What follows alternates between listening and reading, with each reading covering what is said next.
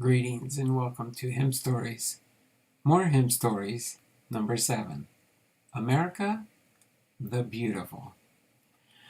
Oh, beautiful for spacious skies, for amber waves of grain, for purple mountain majesties above the fruited plain. America, America,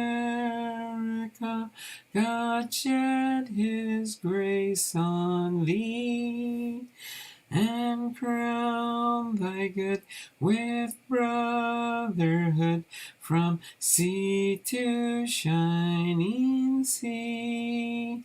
Oh, beautiful for pilgrim feet whose stern impassioned stress a thoroughfare for freedom beat across the wilderness.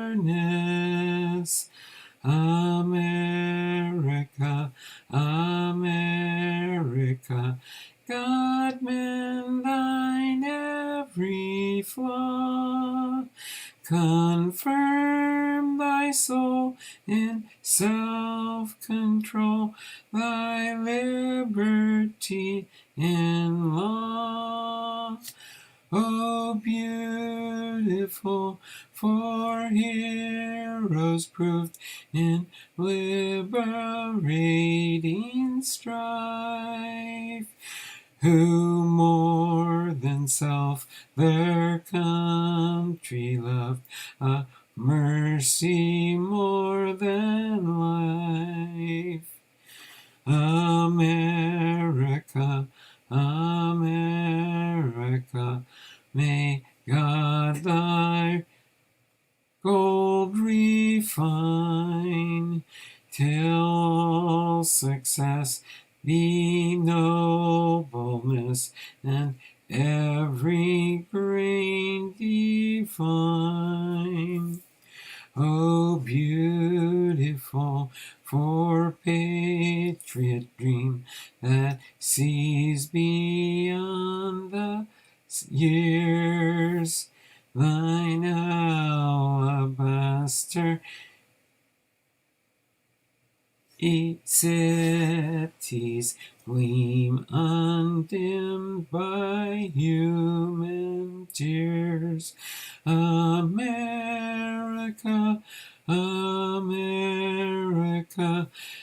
God shed His grace on thee, and crown thy good with brotherhood from sea to shining sea. America the Beautiful. The author is Catherine Lee Bates, from 1859 to 1929. The composer for the hymn is Samuel A. Ward. From 1847 to 1903, the tune name is To Materna, and the meter reading is CM 86.86 doubled. And the scripture reading for this hymn is going to be from Proverbs 14, verse 34. Righteousness exalteth a nation, but sin is a reproach to any people. Catherine Lee Bates was born in Falmouth, Massachusetts on August 12, 1859. She graduated from Wellesley College in 1880. After teaching high school for 6 years, Catherine returned to Wellesley and eventually became head of the English department. During her long professional career at Wellesley, Miss Bates became a widely acclaimed for her many books, of which she authored or edited more than 20 on various subjects.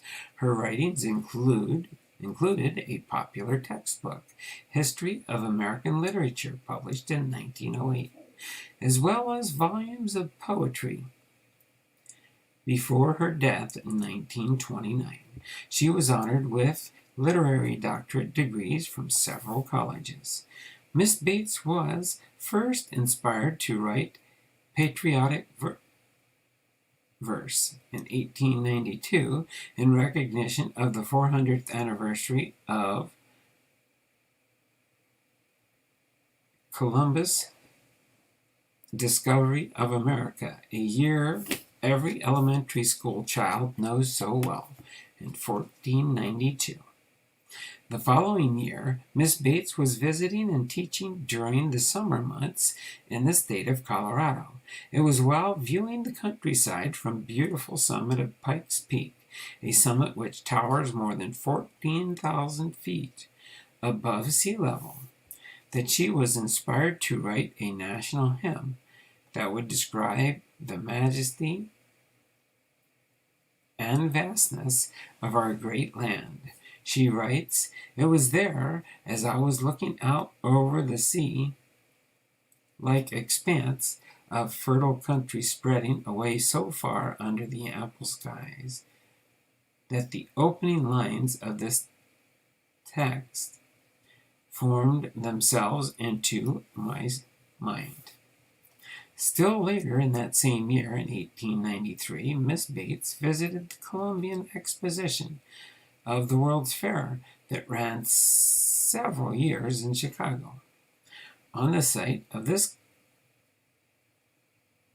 exposition of the World's Fair that ran for several years in Chicago, on the site of this exposition, magnificent buildings were erected. Every structure designed by Daniel Burnham was a masterpiece of planning, construction, and beauty.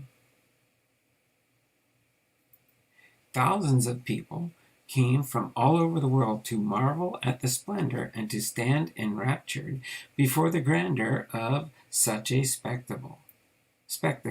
She writes, "The expression, alabaster cities, was the direct result of this visit. It made such a strong appeal to my patriotic feelings that it was, in no small degree, responsible for at least the last stanza. It was my desire to compare the unusual beauties of God's nature in this country with the distinctive spectacles created by man." Though his text sparkles with descriptive language, it is interesting to note that each stanza has rounded off what the Carnist prayer that God will always help our land to attain its real destiny. The hymn also reminds us forcibly of our noble heritage, the Pilgrims as well as liberating heroes. In this hymn, as in her other writings, Miss Bates spoke often of the truth that unless we crown our good with brotherhood, of what lasting value are our spacious skies, our amber waves of grain, our mountain majesties, and our fruited plains. She would add, we must match the greatness of our country with the goodness of personal, godly living. Miss Bates also spoke often of two stones that played such important roles in our nation's history, the tablets containing the Ten Commandments and Plymouth Rock. If only we could couple the daring of the Pilgrims with the moral teachings of Moses, we would have something in this country that no one could ever take from us.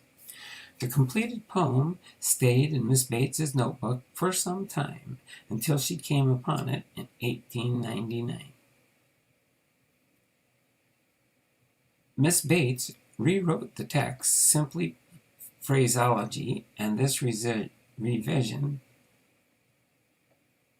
was first printed in the Boston Evening Transcript on November 19, 1904. Slight further revision was made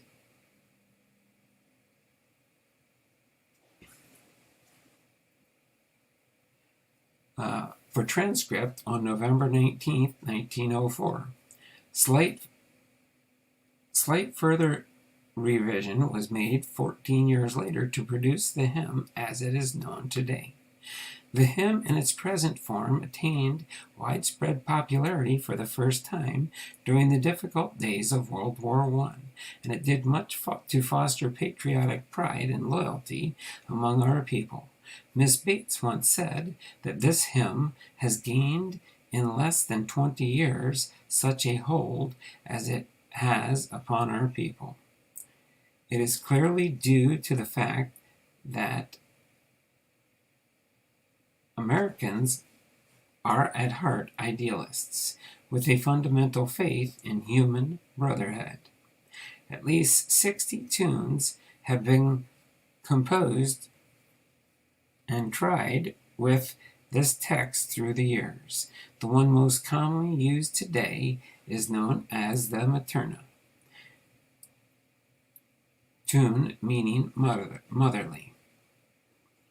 It was written nearly 10 years before the text by a New York music